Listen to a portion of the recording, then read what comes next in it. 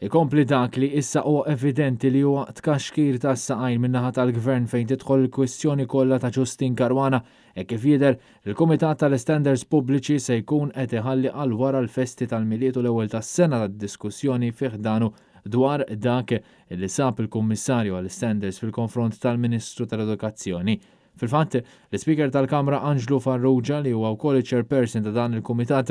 avżal il-membri taż-żewġ naħat li laqa li jmiss tal-PSC se ssir fl-10 ta' Jannar meta jerġa' jibda jiltaqa' l-Parlament. Min-naħa tagħhom il-membri tal-Gvern fuq dan l-istess kumitat issuġġerew li l-laqa issir ftit ġranet aktar tard b'kuntrast mal-membri tal-Oppożizzjoni li qed jitolbu li dan il-Kumitat jitlaqa' fil-jiem li ġejjin. Il-Kumitati tal-Parlament b'differenza mill-Parlament innifsu jistgħu ikomplu jiltaqgħu anke meta l-Kamra tar-Rappreżentanti tkun waqfet tiltaqa' l-vaganzi. Madankollu, l-Speaker jidher li ddeċida li rapport ta' George Hisler li sab li Justin Caruana kisret il-kodiċi tal-etika meta impjegat fil-Ministeru tagħha li s-sieħeb tagħha Daniel Bogdanovic u tagħtu 15,000 euro ta' 3 xhur mhux materja ta' urġenza u allura tista' tistenna sawara l-vaganzi.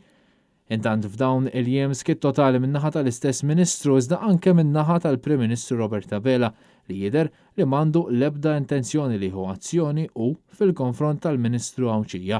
Caruana diġà kienet ġiet imġela tir-reżenja meta sabet ruħha f'nofs skandlu dakinhar hija kienet miżżewġa lill-eks deputat Kummissarju Silvio Valletta li kellu ħbiberija intima ferm ma' Jorgen Fenech biex issa reġgħet sabet ruħha fi skandlu ieħor grazzi għal pjaċir li għamlet għas-sieħeb tagħha. Madankollu għall-inqas għalissa jidher li Caruana se tkun tista' tqatta' l-vaganzi tal-miliet u l-ewwel tas-sena b'moħħha mistrieħ li tul il-festi mhux se jkunu qed jittieħdu l-ebda miżuri punittivi fil-konfront tagħha.